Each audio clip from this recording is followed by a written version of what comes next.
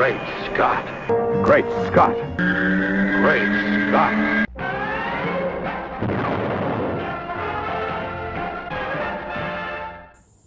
Hello everyone, and welcome to another episode of Great Scott. I'm Scotty V. My friend and I are here to talk about how excited we are about the upcoming Snyder Cut of Justice League. I know I've talked about it a few times over the last few weeks because it's been in the news. You know, we've had Justice Con, and then we had DC Fandom where it was featured. Even though Zack's panel was a bit of fluff, the trailer was incredible, and the idea that we're getting this film after all these years is quite an amazing thing. I still remember, shut up, Snyder sucks, there's no Snyder Cut, we saw what there is, nothing was filmed, there's nothing done, we're never getting anything like that, you guys are a bunch of assholes. I remember hearing all of this, and yet here we are, less than a year away, most likely, of getting Justice League, the Snyder Cut. I posted the trailer on my social media the other day, and my sister, who isn't a huge fan specifically of Snyder or Whedon or Justice League or superhero movies, but she has watched a few, and we went to the theater to see Justice League, and I remember laughing at the Ezra Miller antics and laughing at some of the comedic moments which were most likely all put in by Whedon, because Snyder has some subtle humor, but he's not really known for comedy, and his movies are generally taken to a more serious place,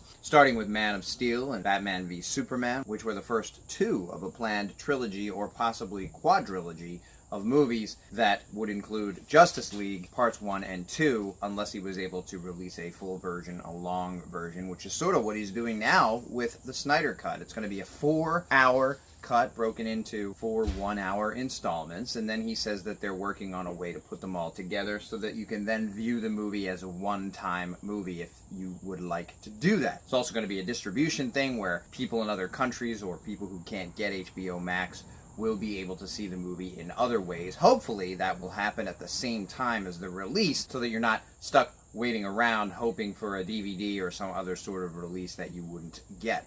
What happens a lot of times with things that are on one of the streaming services that are only available in America or certain countries is that Netflix will pick them up, or another channel that is available more worldwide will then pick them up and show it, if it's not released as a DVD, which is also very likely. My sister, who went with me to see Justice League in theaters, we went as a big group. It was a big event. Lots of people were excited. First time ever. Batman, Wonder Woman, Aquaman, Superman, Cyborg, The Flash. We're all going to be together in one film, in live action. We never thought it would happen, but of course the Marvel Universe set the stage for a lot of that stuff to happen, and DC was trying to catch up and sort of rush the whole Justice League idea because we hadn't even yet seen single solo movies for most of the heroes that were in the film, so it was sort of their introduction, other than maybe seeing a shot of Aquaman swimming underwater in Batman v Superman, or a shot of the Flash somewhere, but to be really introduced to them as whole characters in the Justice League film when we hadn't seen them before is a very different way of going about it, and it certainly didn't work. Not necessarily because they rushed getting to Justice League, but a lot of the things that happened. Zack Snyder leaving the film because of the death of his daughter, and then them bringing Whedon in, and Warner sort of placing the edict that they wanted the movie lighter and happier and funnier, and they wanted to do his Whedon things on it to make it such. And I'm sure they hoped at the time that Whedon's popularity on some of the Marvel films would be enough to sell the movie. And you would think that it might have been. There were issues with the Snyder movies in the first place. There were lots of fans that just didn't like them. There were lots of fans that didn't like the idea that he was hired in the first place. And then there were lots of fans that didn't give him a chance on Man of Steel. And then there were fans who did give him a chance and didn't like the way Superman was portrayed, and then hated the way BVS showed Batman and Superman. And then there were fans who liked the movies, and you have these people who sort of feel like Zack Snyder is a god to them, and they would see anything he did and love anything he did. I'm not one of those. I love Man of Steel, and I love Batman v Superman. They have their issues, just like any film I've seen, or specifically, any version of superheroes or characters we all already know when done by someone else are going to be different. There's going to be things about them we like, things about them we don't like. Unless we go in either exalting some hero like Zack Snyder and we just plan to like anything they make, or we go in hating somebody like Zack Snyder and just plan to not like it at all. Our judgment is clouded when we already head in to see a movie that we're supposed to be seeing for the first time. When I answered my sister, who asked me, remind me again what the movie was, what we saw, and how this is going to be different. So I went into this long diatribe, almost college-length paper, about what I think of when I think of what the differences will be between what we saw in theaters and what we're going to see. And as I was writing it, I realized how excited I really am. And the reason for it is this. Initially, I was saying it's probably going to be a lot of the same movie. We've already seen the story. There's not much they can do because they didn't have a lot of money. They were given some money to sort of redo this Snyder cut. And a lot of it's going to be pre-vised, turned into CGI, like the dark side we saw in the trailer for the Snyder cut. And a lot of people have already complained they don't like what he looks like. Listen, this was totally from the ground up right now with whatever money they were given. A lot of times with a character like that, they'll put the balls all over their face and they'll have him in a green suit and they'll have him move around and then they'll sort of draw a CGI around him.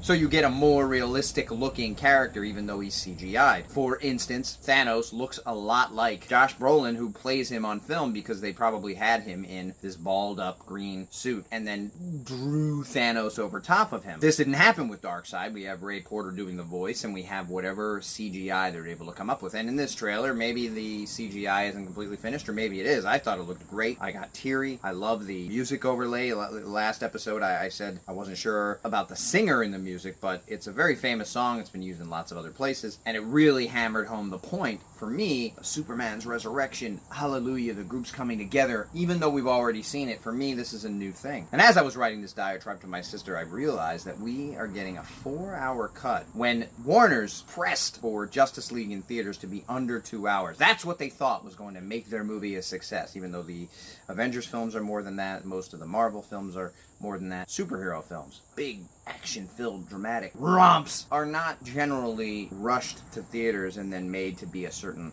short length. We all sort of threw our arms up in surprise and dismay when we heard that the Justice League theatrical cut was only going to be 2 hours. So the fact that it was that short, and the fact that we're now getting 4 hours, and the fact that Snyder has said he is not going to use any of Whedon's reshot film, this is important because Whedon reshot maybe up to half of Justice League. So if we got 2 hours of Justice League, maybe there's 30 or 40 or 50 minutes of Whedon shot footage that Zack's not going to use. So then that means we have an hour and a half or an hour of footage that he's going to use, because that's stuff he shot, and then he's going to put it in his color palette, which a lot of people hate and a lot of people are fine with. Then he's going to have 3 hours possibly, or 2 hours of new footage, new things that weren't seen, maybe scenes that were shot that weren't finished, or scenes that were shot that Whedon then cut either at the behest of Warner's or because he wanted to shoot his own things, which means there could be a whole nother movie we didn't see, in addition to the first version of the story that's going to be a little different in Zack's version. So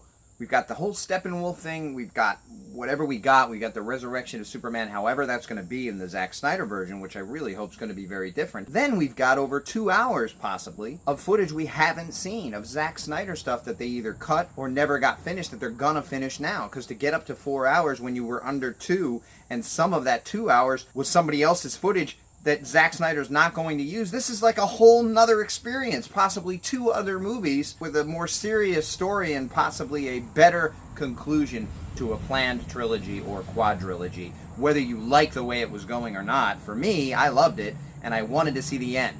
And even though I, at the time, sort of looked around and nodded and thought Justice League was pretty fun and pretty good, it did not fit, and I knew something was off with what we had seen already. So each filmmaker's going to be different. Each version of these stories is going to be different, and you can always be sure that a few years later you're going to get a new version of these stories. Even with Wonder Woman 84, they're sort of disregarding some of the things they said in the first Wonder Woman or in Batman v Superman, where now she's going to be a more positive influence as opposed to saying I walked away from humanity, which made sense at the time. So they're somehow going to rehash it. We haven't seen it, but they're changing it up. That could be because there's a multiverse. That could be because these characters go through different incarnations. We don't know. Doesn't make a lot of sense that history would change unless there was some sort of time travel, multiverse, Flash type of thing that happened with it. But they're already trying to make the universe maybe a little lighter, maybe a little brighter, but I'm very happy that we're getting this Justice League, and I'm very much looking forward to seeing all of this new stuff that we didn't get before, that we were deprived of, and that we all could kind of feel that we were being deprived of.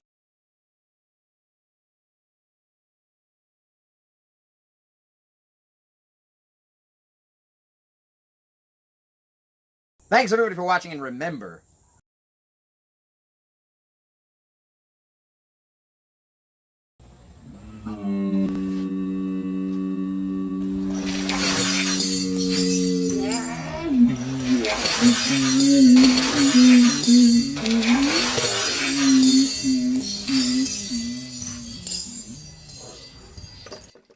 Always look up in the sky.